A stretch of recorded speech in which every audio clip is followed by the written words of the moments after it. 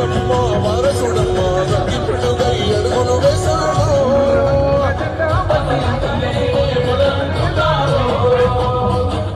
రైతు సంఘర్షణ చూసి రణము చేయ బయలుదేరాడు. మట్టి బిడ్డ కన్నీరే తుడిసే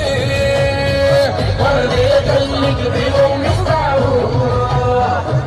అమర వీరుల త్యాగం చూసి అమ్మ సోనియ తలువతోటి వచ్చిన మన తెలంగాణ రక్షణే చేయమంటున్నాడు.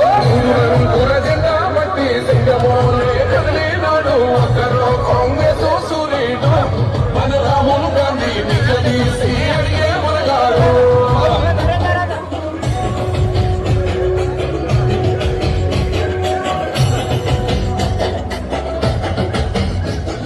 మోహమంటూ లేనివాడు అందరినీ కలిపేటోడు. ఓనాటి రోజులు తెస్తాడు.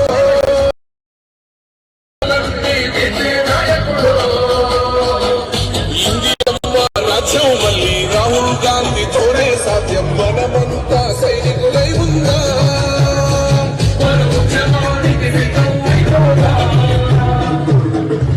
వాడికి కొడు గుడ్డో గమనించిన ఇంటి బిడ్డ సాక్షి రాహుల్ గాంధీతో కడదాం వస్తే జెండా పట్టి సింగమోనే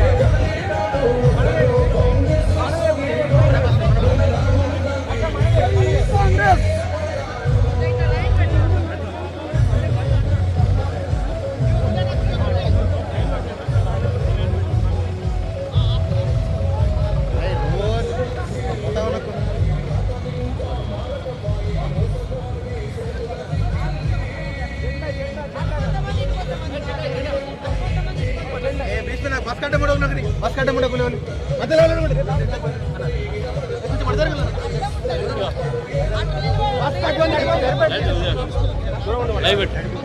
లైవ్ కనెక్ట్ అయింది.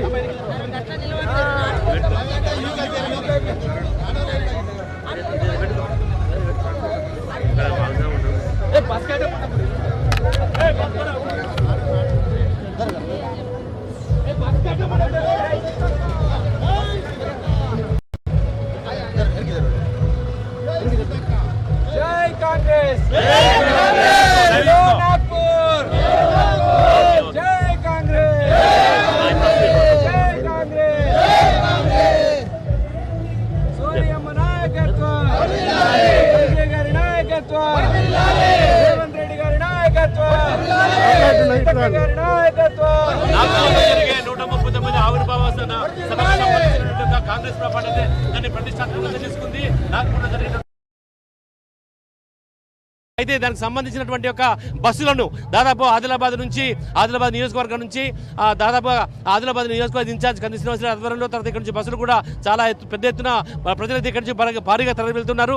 అయితే ఇప్పుడే ఆదిలాబాద్ జిల్లా ఇన్ఛార్జ్ మంత్రి సీతక్క ఇక్కడ జెండా ఊపి అయితే ఆ బస్సులను ప్రారంభించారు.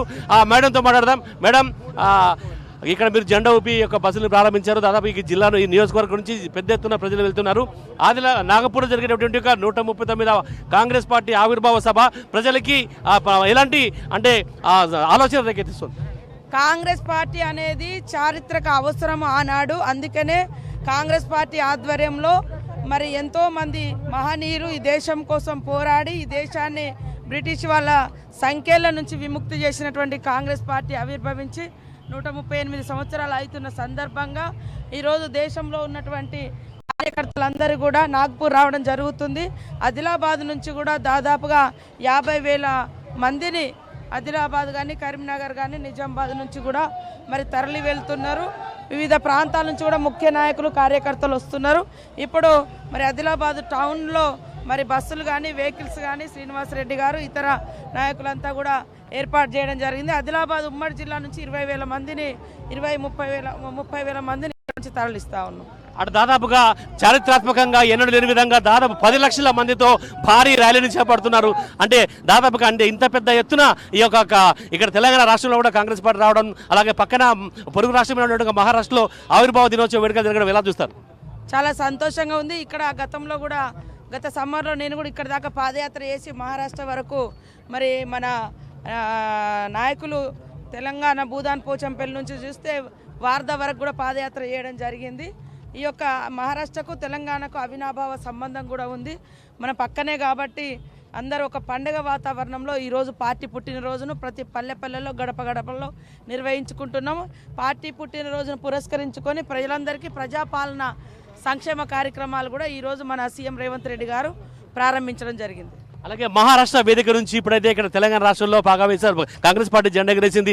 అలాగే రానున్న ఎన్నికల్లో అంటే ఇప్పుడు పార్లమెంట్ మీరు ఆదిలాబాద్ జిల్లా ఇన్ఛార్జిగానే కాక పార్లమెంట్ ఇన్ఛార్జిగా కూడా ఉన్నారు కదా, ఆ రానున్న పార్లమెంట్ ఎన్నికల్లో పార్టీ యొక్క ప్రస్థానం, పార్టీ యొక్క ఊపు ఎలా ఉండబోతోంది? పార్టీ ఇక్కడ పార్లమెంటు ఎంపీగా గెలిపించి అక్కడ రాహుల్ గాంధీ గారిని ప్రధానమంత్రి చేయడమే ఈరోజు మా అందరి మీద ఉన్నటువంటి ప్రధాన బాధ్యత. సార్ మీరు చెప్పండి, ఎలా అనిపిస్తుంది ఇక్కడ నుంచి సీతక్క గారు రావడము, ఇక్కడ పార్టీ ఇక్కడ నుంచి అంటే ప్రస్థానం వెళ్ళడం? మా అక్క సీతక్క గారు ఆదివాసీ బిడ్డ, ఆదివాసీ పార్లమెంటు నియోజకవర్గానికి రావడం మాకు చాలా సంతోషకరంగా ఉంది. మా అక్క ఆధ్వర్యంలో పార్లమెంటును భారీ మెజార్టీతో గెలిపించుకోబోతున్నాం. కాంగ్రెస్ పార్టీ జెండా పార్లమెంటు మీద 15 సంవత్సరాల తర్వాత ఎగరబోతున్నది, ఇది రాసి పెట్టుకోండి.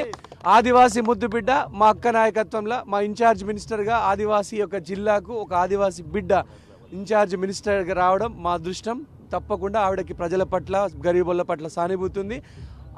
తప్పకుండా ఆవిడ ఆధ్వర్యంలో ఉమ్మడి ఆదిలాబాద్ జిల్లాను ఒక అద్భుతమైనటువంటి ఆదర్శ జిల్లాగా తీర్చిదిద్దుతాం. గత 10 సంవత్సరాల పాలనలో ఎలా అయితే మేము వెనకబడ్డామో, జిల్లా మీద ఉక్కుపాదం మోపినరో, ఆ ఇనుప సంఖ్యలు వేసిరో, ప్రజారంజకమైనటువంటి పాలన మా సీతక్క గారి ఆధ్వర్యంలో ఇవ్వబోతున్నాం, మా రేవంత్ రెడ్డి అన్న గారి ఆధ్వర్యంలో ఇవ్వబోతున్నాం. అది అంటే ఖచ్చితంగా రానున్న ఎన్నికలైతే కాంగ్రెస్ పార్టీ అయితే జెండా ఎగరేస్తుందని, తర్వాత ప్రజా ప్రభుత్వంలో పార్లమెంట్ ఎన్నికల్లో కూడా కాంగ్రెస్ పార్టీ విజయం సాధించబోతోందని, ఆవిర్భావ సభ నుంచి కాంగ్రెస్ పార్టీకి ఒక మంచి ఊపు అయితే రాబోతుందని సీతక్క చెప్తున్నారు. Over to studio.